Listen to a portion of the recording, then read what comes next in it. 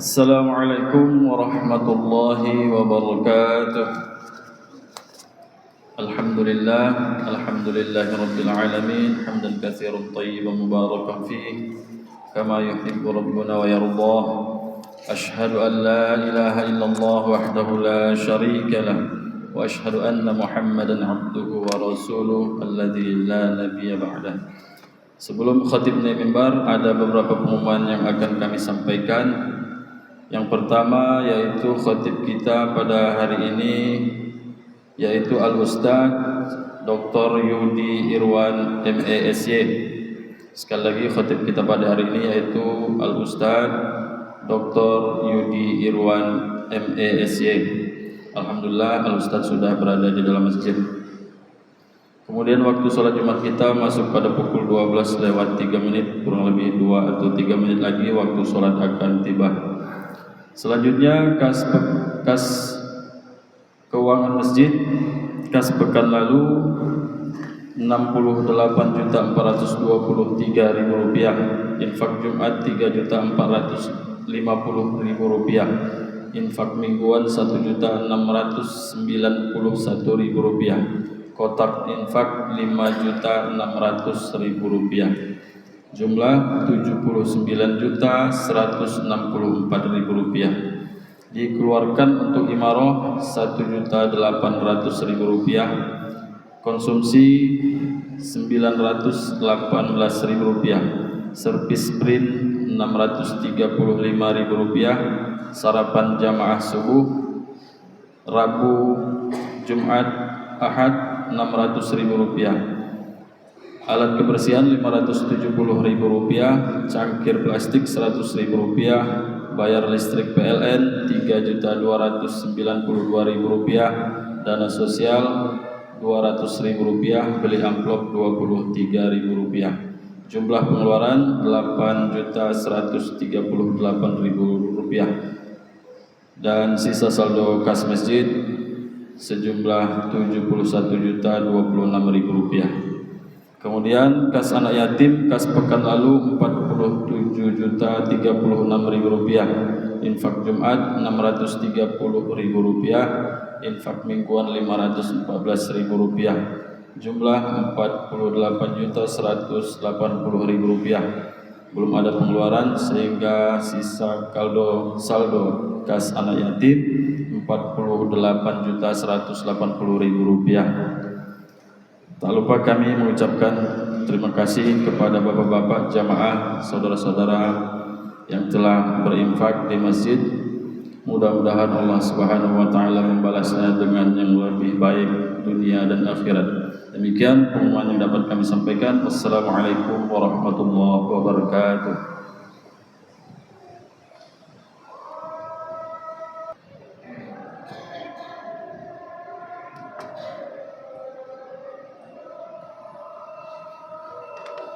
Assalamualaikum warahmatullahi wabarakatuh. Innal hamdalillah nahmaduhu wa nasta'inuhu wa nastaghfiruh wa na'udzu billahi min shururi anfusina wa min sayyiati a'malina. May yahdihillahu fala mudhillalah wa may yudhlil fala hadiyalah. Asyhadu an la ilaha illallah wahdahu la syarikalah wa asyhadu anna Muhammadan abduhu wa rasuluh. Allahumma shalli ala Muhammad wa ala ali Muhammad. Ya ayyuhalladzina amanu taqullaha haqqa tuqatih wa la tamutunna illa wa antum muslimun. A'udzu billahi minasyaitonir rajim. Innal ladzina amanu wa 'amilus solihati ulaika hum khairul bariyah. Kaum muslimin, hamba-hamba Allah yang senantiasa dirahmati dan yang diberkahi Allah Subhanahu wa taala. Kembali kita memujinya, kembali kita mengingatnya dan sepenuh hati dan memaksa jiwa kita untuk bersyukur padanya. Dan semoga Jumat ini bukanlah Jumat terakhir yang kita laksanakan. Semoga masih ada kesempatan mengumpulkan amal yang terbaik, yang kemudian akhir kehidupan yang baik, yang disebut dengan husnul khotimah, kemudian pahala yang terus mengalir walaupun kita sudah berpindah tempat, meninggalkan dunia ini, lalu kemudian berjumpa dengan Allah Subhanahu wa taala dalam keadaan yang diridhoinya. Kaum muslimin yang dirahmati dan diberkahi Allah Subhanahu wa taala, Rasulullah sallallahu alaihi wasallam tentu adalah uswatun hasanah, teladan kita dalam berekonomi, dalam menjalankan roda perekonomian. Khatib berdoa, siapapun pelaku ekonomi, para pedagang yang ada di sekitar Masjid Taqwa yang kita cintai ini, semoga perniagaannya diridhoi Allah Subhanahu wa taala. Semoga berkembang hendaknya dan penuh keberkahan, dan semoga seluruh pedagang kita dimudahkan rezekinya. Dari doa terbaik kita, warzuqna wa anta khairur raziqin, karena Allah lah pemberi rezeki yang terbaik. Dan tentu pedagang akan meninggalkan seluruh urusan jual belinya untuk kemudian menghadap, meminta, berdoa kepada yang Maha Kaya, dialah Allah Subhanahu wa taala. Nah, pada umumnya seorang pedagang atau sebagai pedagang, orientasi kita biasanya adalah omset yang banyak. Mudah-mudahan dari materi khutbah hari ini merubah cara pandang kita sebagai seorang pedagang muslim. Kalau dulu kita punya tujuan bahwasanya kita ingin memiliki omset yang besar, tapi hari ini kita ingin wakaf yang besar, atau zakat yang besar, atau infak sedekah secara umum yang banyak sekali. Kalaulah itu instrumen keuangannya disebut zakat, yang kewajiban daripada zakat mal di samping zakat fitrah itu hanya 2,5% saja. Kalau omsetnya yang dia inginkan 1 miliar, sementara zakatnya 1 miliar, itu artinya secara normatif omsetnya tentu jauh lebih besar dari apa yang dia cita-citakan itu, karena zakatnya saja 2,5%. Dan yang kedua, keteladanan Rasulullah SAW sebagai pelaku usaha, pelaku ekonomi dan sekaligus tokoh ekonomi. Beliau mengajarkan kita satu bentuk kedermawanan yang nilainya abadi. Kita berada di masjid yang sangat besar ini, yang sangat megah ini, dan kita yakin sampai hari akhir nanti, izin Allah, semoga Allah meridhai, Masjid Taqwa Muhammadiyah ini akan tetap kokoh berdiri. Kalaupun ada tol atau flyover, apapun namanya, maka pemerintah hadir untuk mengganti dengan lebih baik, karena ini adalah aset wakaf. Maka penggantian itu disebut dengan ruslak menurut Undang-Undang Wakaf tahun 2004 ataupun peraturan Badan Wakaf Indonesia. Kalau ada orang yang coba-coba menjual aset wakaf, maka dia bisa dipidana atau mendapatkan sanksi hukum. Itulah keabadian. Mengapa ketika hijrah Nabi membangun Masjid Quba sampai sekarang masih digunakan. Setelahnya membangun Masjid Nabawi yang hari ini juga masih digunakan. Tapi secara historis, para pedagang memiliki kontribusi dalam dunia perwakafan, dan ini menjadi jawaban. Wakaf itu tidak hanya berupa masjid, berbentuk masjid, atau tanah kuburan, ataupun pesantren. Inilah cita-cita besar para pengusaha muslim dulu, yang namanya begitu harum sampai hari ini.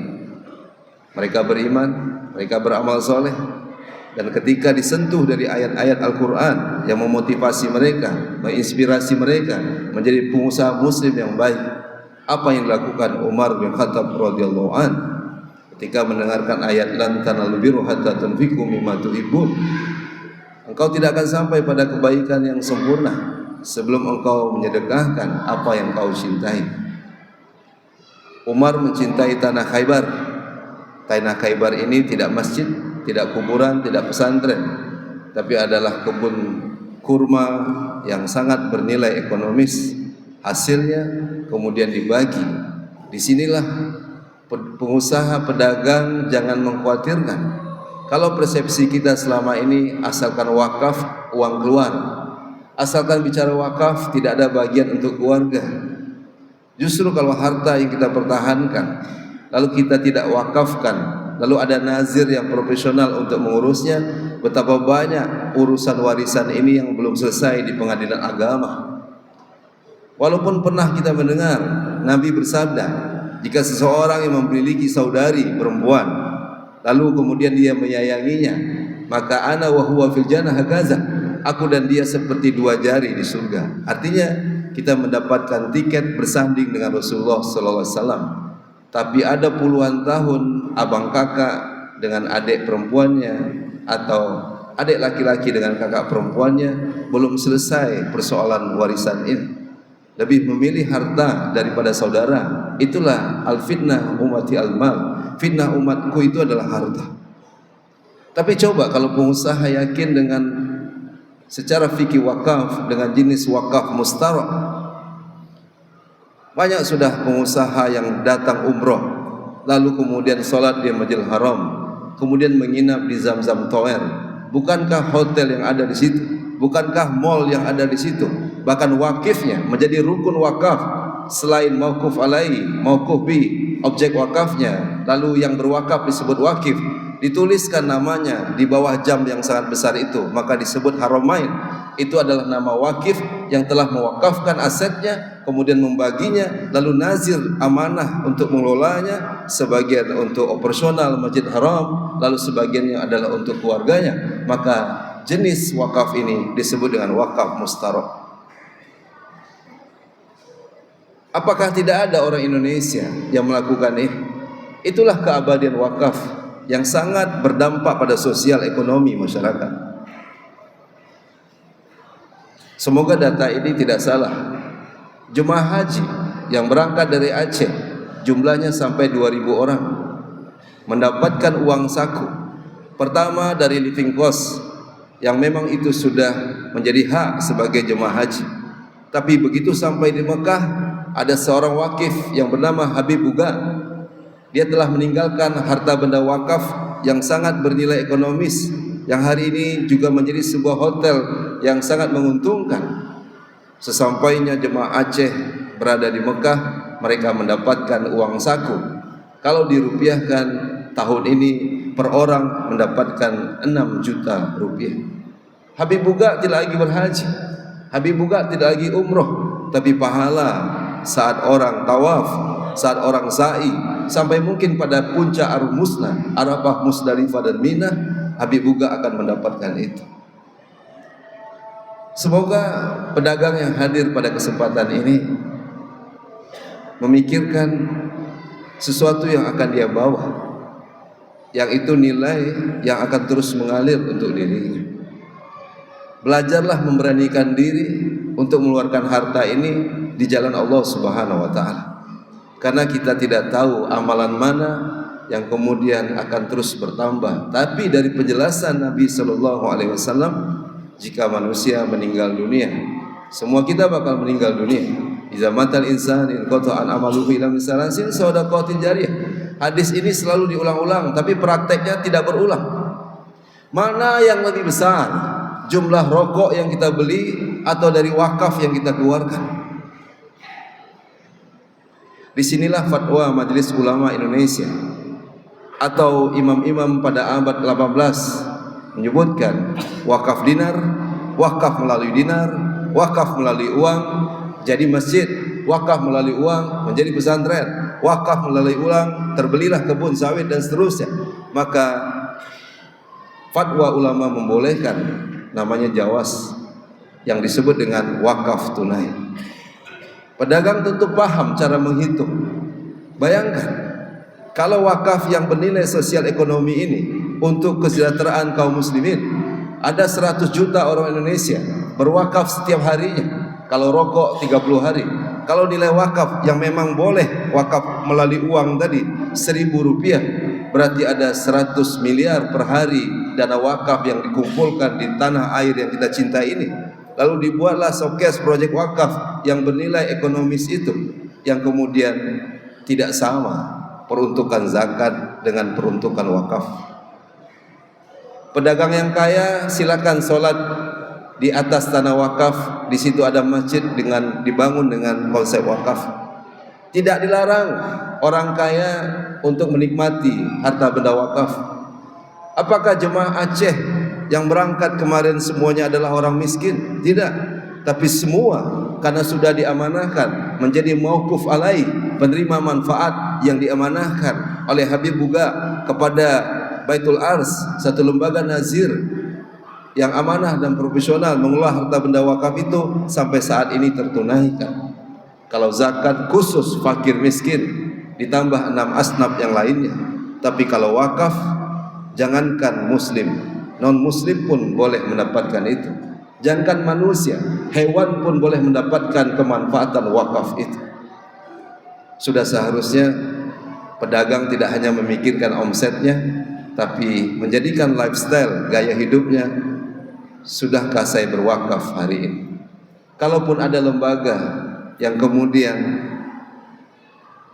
membuat kita tidak percaya, tapi fokuslah pada lembaga-lembaga yang telah mengurus harta benda wakaf ini, yang insya Allah semakin baik dan semakin berkah. Sebutlah diantaranya Persyarikatan Muhammadiyah.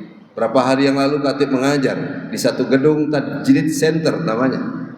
Semua kamar-kamarnya dengan skema wakaf. Orang yang berwakaf tidak lagi ada di muka bumi ini. Keluarganya telah mewakafkan nilai uang yang kemudian menjadi bangunan. Bayangkan, ketika bangunan ini dipakai untuk belajar, mengajar, berdiskusi dan lain sebagainya, maka pahala itu terus akan mengalir. Dan seluruh amal usaha yang ada di persyarikatan itu, sekolah, perguruan tinggi, bukan semakin jelek, bukan semakin buruk. Termasuk masjid-masjid Muhammadiyah, diantaranya Masjid Taqwa. Kita lihat dulu tiangnya tidak seperti ini. Dulu mungkin bangunnya, tempat wudhunya tidak seperti ini. Tapi itulah aset wakaf. Aset wakaf semakin lama kalau dikelola dengan semakin baik, maka nilainya akan semakin berkembang, dan itu bermanfaat untuk jaminan sosial kaum muslimin. Al-Azhar tidak memerlukan UKT, SPP untuk mahasiswanya. Gontor Garuda Darussalam menggaji guru-gurunya bukan dari SPP, tapi dari wakaf produktif, perkebunan, peternakan dan lain sebagainya. Nah, mudah-mudahan syariat yang ditinggalkan Rasulullah SAW ini kemudian kita amalkan, yang membuat kita selamat, dan kemudian kita meyakini bahwasanya wakaf bernilai ekonomis, merupakan investasi dunia dan akhirat kita. Sebelum kita wafat, semoga Allah berikan kesempatan kita berwakaf, walaupun usia kita berakhir, semoga pahala terus mengalir sebagaimana berdirinya Masjid Taqwa ini. Walaupun kita tidak lagi sholat di sini, saat ini dipakai, saat banyak usaha yang kemudian mendapatkan nilai untuk operasional masjid ini yang disebut badan usaha milik masjid. Mudah-mudahan pahalanya terus mengalir untuk kita yang pernah berwakaf di masjid yang kita cintai ini. Fa'tabiru ya ulil absar la'alakum turhamun.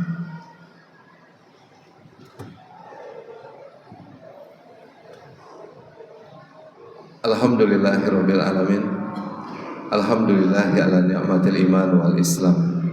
Asyhadu an la ilaha illallah wa asyhadu anna Muhammadan Rasulullah. Allahumma shalli ala Muhammad wa ala ali Muhammad. Ya ayyuhalladzina amanu taqullaha haqqa tuqatih wa la tamutunna illa wa antum muslimun. A'udzu billahi minasyaitonir rajim. Bismillahirrahmanirrahim.